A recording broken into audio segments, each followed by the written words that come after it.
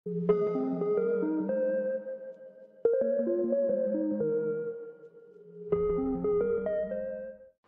friends, this is Dr. Mamta Rathi. I welcome you all on my YouTube channel Dr. Mamta's Educational Plex. Friends, हम लोग पढ़ रहे हैं MCQ type questions of research methodology. इसके पहले हमने first series complete कर ली है। अभी हम सेकेंड सीरीज़ में रिसर्च मेथोडोलॉजी के MCQ टाइप क्वेश्चंस देखेंगे। फ्रेंड्स, रिसर्च मेथोडोलॉजी के साथ ही कॉमर्स के कई सारे सब्जेक्ट्स पर मैंने अपने MCQ टाइप वीडियोज़ की सीरीज़ बना रखी है, जिसे मैंने अपलोड कर दिया है मेरी चैनल पर। अगर आपने मेरी चैनल को अब तक सब्सक्राइब नहीं किया है तो मेरी चैनल को सब्सक्राइब ज़रूर करें। चलिए शुरू करते हैं हमारी रिसर्च मेथोडोलॉजी की सेकेंड सीरीज़ के साथ। हमारा क्वेश्चन है, hypothesis refers to the outcome of an experiment, a conclusion drawn from an experiment, a form of bias in which the subject tries to outguess the experimenter, a tentative statement about the relationship। Hypothesis क्या होता है या फिर hypothesis किस चीज़ को refer करता है? तो हाइपोथेसिस एक टेंटेटिव स्टेटमेंट होता है जो कि एक रिलेशनशिप को बताता है। So option D is the correct answer. Statistics is used by researcher to analyse the empirical data collected in the study, make their findings sound better, operationally define their variables, ensure the study comes out the way it was intended। Statistics जो कि researcher use करता है वो किस लिए use करता है? जो कि डेटा हमारे रिसर्च स्टडी में कलेक्ट किया होता है, उस एम्पिरिकल डेटा को एनालाइज करने के लिए स्टैटिस्टिकल टूल्स हमें यूज़ करने होते हैं। So answer A, option A is the correct answer. A literature review requires planning, good and clear writing, lot of री writing, all of the above. Literature review के लिए प्लानिंग तो ज़रूरी होता ही है, साथ ही साथ गुड और क्लियर राइटिंग के साथ साथ लॉट ऑफ राइटिंग भी नेसेसरी होती है। So all of the above, option D is the correct answer. A literature review is based on the assumption that copy from the work of others, knowledge accumulates and learns from the work of others, knowledge disaccumulates, none of the above given option। Literature review जिस assumption पर base होता है वो है कि जो knowledge accumulate किया गया है और लर्न किया गया है from the work of others, या क्योंकि लिटरेचर रिव्यू जो है वो हमारी दूसरे रिसर्चर की वर्क से लिया गया एक स्टडी होता है, एक पार्ट होता है। So option B is the correct answer. A theoretical framework elaborates the RS among the variables, explains the logic underlying these RS, describes the nature and direction of the RS, all of the above। Theoretical framework जो होता है वो हमारी research study को elaborate करता है variables में, साथ ही साथ एक्सप्लेन करता है लॉजिकली और डिस्क्राइब भी करता है हमारी नेचर एंड रीडायरेक्शन को। So all of the above, option D is the correct answer. Which of the following statement is not true? इनमें से कौन सा स्टेटमेंट ट्रू नहीं है, करेक्ट नहीं है? A research proposal is a document that presents a plan for a project. A research proposal shows that the researcher is capable of successfully conducting the proposed research project. A research proposal is an unorganised and unplanned project. A research project is just like a research report and written before the research project. A, C and D जो है वो true statement है, लेकिन जो सी statement है, research proposal जो कि एक अनऑर्गेनाइज्ड एंड अनप्लान्ड प्रोजेक्ट होता है, ये गलत है, क्योंकि रिसर्च जब भी हम करते हैं वो एक ऑर्गेनाइज्ड होता है और प्लानिंग उसमें होती है हमारी। So option C is the correct answer. Preliminary data collection is a part of the descriptive research, exploratory research, applied research, explanatory research. Preliminary data collection जो है वो पार्ट होता है हमारी एक्सप्लोरेटरी रिसर्च का। Option B is the correct answer.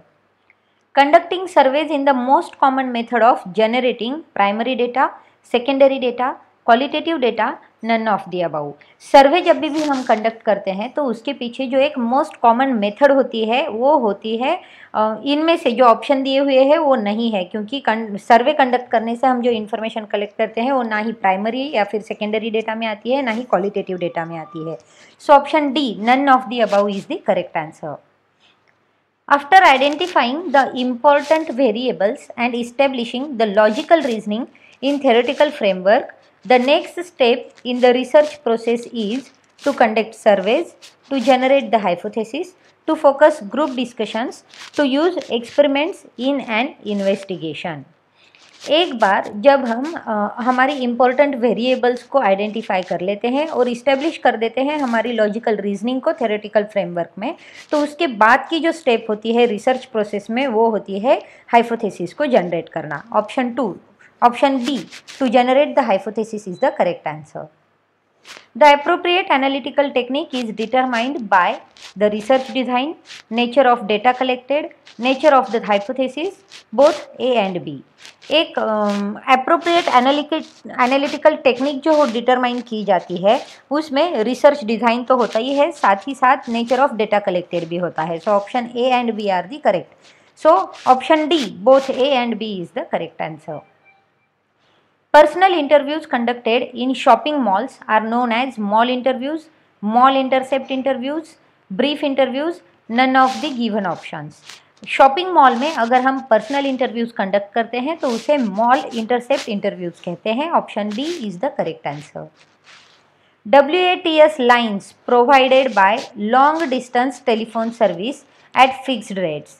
In this regard, WATS is the abbreviation of West Africa Theological Seminary, Washtenaw Area Transportation Study, Wide Area Telecommunication Services, World Air Transportation Statistics. WATS lines जो कि एक long distance telephone service fixed rate में provide करने का काम करती हैं, तो इसमें WATS ये किस चीज़ का एब्रीवेशन है, यानी कि WATS का लॉन्ग फॉर्म क्या है, तो वाइड एरिया टेलीकम्युनिकेशन सर्विसेज इसका लॉन्ग फॉर्म है. Option C is the correct answer. A list of questions which is handed over to the respondent who reads the questions and record the answers himself is known as interview schedule, questionnaire, interview guide, all of the above options. एक जो list हम hand over कर देते हैं respondents को, respondent अपने आप से उस सारी क्वेश्चंस को मार्क कर देता है या रीड करके उसके आंसर दे देता है, तो उसे हम कहते हैं questionnaire. Option B is the correct answer. One of the most critical stages in the survey research process is, survey research process की सबसे क्रिटिकल स्टेज कौन सी होती है? Research design, questionnaire design, interview design, survey design. Survey के लिए सर्वे research में सबसे इम्पोर्टेंट होता है क्वेश्चनायर को डिज़ाइन करना. So option B is the correct answer. Next, question that consists of 2 or more questions joined together is called double barrel question, general question, accurate question, confusing question. जब भी एक question के साथ 2 या 3 question को join कर दिया जाता है तो उसे डबल बैरल क्वेश्चन कहते हैं. Option A is the correct answer. The number of questionnaires returned और completed divided by the total number of eligible people who were conducted or asked to participate in the survey is called response rate, participation rate, inflation rate, none of the given options. जब भी हम हमारे number of questions distribute कर देते हैं respondent को और उनमें से जो क्वेश्चन आए हमारे पास रिटर्न आ जाते हैं या फिर कंप्लीट होके आ जाते हैं, उनको अगर हम total number of eligible people के साथ अगर डिवाइड कर दे तो जो रेट मिलता है उसे हम रिस्पॉन्स रेट कहते हैं. Option A is the correct answer. To obtain the freest opinion of the respondent when we ask general question before a specific question, then this procedure is called as research technique, qualitative technique, funnel technique, quantitative technique. जब भी हम respondent से एक free opinion की demand करने की कोशिश करते हैं और उन्हें हम जनरल क्वेश्चन पूछते हैं किसी स्पेसिफिक क्वेश्चन को पूछने के पहले, तो ये जो प्रोसीजर होती है उसे फ्यूनल टेक्निक कहा जाता है, जिसमें हम रिस्पोंडेंट को फ्री कर देते हैं उसके माइंडसेट को लेकर. Option C is the correct answer. Next, a small scale trial run of a particular component is known as pilot testing, pre-testing, lab experiment, both A and B. एक जो small scale trial लिया जाता है किसी भी component का, particular component का, before उसको रन करने के, उसे पायलट टेस्टिंग या प्री टेस्टिंग कहते हैं. Both option A and B are correct. So option D is the correct answer. Next, field testing of the questionnaire shows that respondents are willing to cooperate, respondents are not willing to cooperate, respondents do not like any participation, all of the given options. Field testing of questionnaire जो होता है उससे ये पता चलता है कि respondents जो है वो विलिंग होते हैं कोऑपरेट करने के लिए। Option A is the correct answer. Service evaluation of hotels and restaurants can be done by the self administered questionnaires, office assistant, manager, none of the given option. अगर किसी होटल का या restaurant का service evaluation हमें करना है तो उसके लिए सेल्फ एडमिनिस्ट्रेड क्वेश्चनायर को हमें बनाना होगा। Option A is the correct answer. Discrete variable is also called categorical variable, discontinuous variable, both A and B, none of the above. Discrete variable जो होता है वो categorical variable होता है, साथ ही साथ discontinuous variable भी होता है। So option C is the correct answer. Officers in my organization have higher than average level of commitment. Such a hypothesis is an example of descriptive hypothesis, directional hypothesis, relational hypothesis, all of the above. मेरी organisation में जो कुछ भी officers हैं वो सारे higher than the average level की commitment को रखते हैं, यानी कि वो एवरेज लेवल से ज़्यादा हायर लेवल की कमिटमेंट को रखते हैं। ये हाइपोथेसिस कौन सी हाइपोथेसिस का एग्जाम्पल है? ये हाइपोथेसिस डिस्क्रिप्टिव हाइपोथेसिस का एग्जाम्पल है। Option A is the correct answer. Science refers to a system of producing knowledge, the knowledge produced by system, both A and B, none of the above. Science refer करता है एक system जो कि knowledge produce करती है और एक knowledge जो कि सिस्टम को प्रोड्यूस करता है, यानी कि both A and B are the correct answer. So option C is the correct answer. Which one of the following is not a characteristic of scientific method? इनमें से कौन सा साइंटिफिक मेथड का कैरेक्टरिस्टिक नहीं है? Deterministic, rationalism, empirical, abstraction. Option D abstraction scientific method का characteristic नहीं है। Option D is the correct answer. The theoretical framework discusses the inter relationships among the variables, hypothesis, concept, theory. Theoretical framework जो होता है वो discuss करता है inter relationship among variables के साथ। Option A is the correct answer. Dash research is based on naturalism, या फिर फील्ड रिसर्च जो होता है वो बेस्ड होता है नेचुरलिज्म पर, जैसे कि हम सबको पता है। So option A field research is the correct answer. Personal interviews conducted in shopping malls are known as mall interviews, mall intercept interviews, brief interviews, none of the above. Shopping mall में जो भी personal interviews हम लेते हैं तो उसे mall intercept interviews कहते हैं। Option B is the correct answer. Dash is used to the freest opinion of respondents by asking general question before a specific question. अभी हमने ये क्वेश्चन देखा, शायद ये रिपीट आ गया है। फिनल टेक्निक इसे कहते हैं। Option C is the correct answer. In dash the interviewer and members jointly control the pace and direction of the interview. Field interview, telephonic interview, both A and B, none of the given option. Field interview में interviewer और उसके जो members होते हैं वो jointly control करते हैं हमारी इंटरव्यू की डायरेक्शन को और उसकी पेस को। Option A field interview is the correct answer. Randomization of test units is a part of pre test, post test, matching, experiment. Randomization of test units जो है वो एक एक्सपेरिमेंट का पार्ट है। Option D is the correct answer. Rationalism is the application of which of the following? Rationalism इनमें से किस चीज़ की एप्लीकेशन को डिपेक्ट करता है? Logic and argument, research solution, reasoning, previous finding.